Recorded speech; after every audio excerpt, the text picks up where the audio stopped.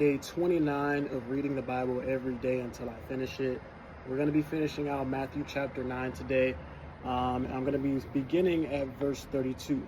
And it goes, just as they were going out, a demon-possessed man who was unable to speak was brought to him.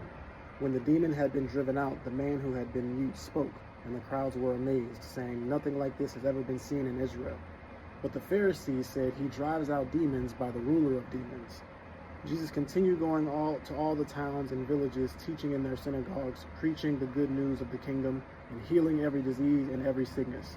When he saw the crowds, he felt compassion for them because they were distressed and dejected, like sheep without a shepherd. Then he said to his disciples, the harvest is abundant, but the workers are few.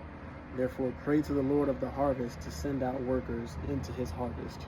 First, Jesus comes across a man who is demon-possessed.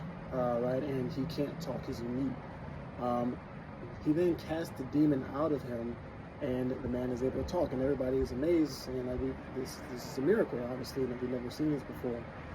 However, the Pharisees were essentially like the religious leaders of this time. They were very strict and a little judgy, if we're going to be honest, right? But the Pharisees says, instead of acknowledging Jesus as the Son of God and acknowledging this as a miracle, they say he casts out demons by the ruler of demons, essentially saying he is calling him Satan, essentially, by casting out this demon, right? That should really tell you enough you need to know about the Pharisees right there, right? But moving on, right?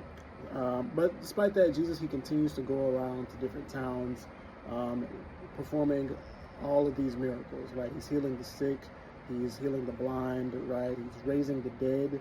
He's casting out demons, right? He's doing all of these great things in the name of God, right? Because he's saying, I am the Son of God. You need to follow me, right? And he's displaying that by all of these miracles he's performing, right? And it shows his compassion, because it says as he walked through all these towns, he felt compassion. Because people were distressed and dejected, maybe didn't feel like they belonged. And so he says to his disciples, the harvest is plentiful, or the harvest is abundant, but the workers are few. And what he's saying there essentially is that the harvest, which is my people, are plentiful, but the workers are few. I don't have many workers to spread my message, to help save my people and bring them to Christ. So pray to send out more workers to this harvest. And in other words, we need as many workers in Christ as possible to bring as many people to him as we can.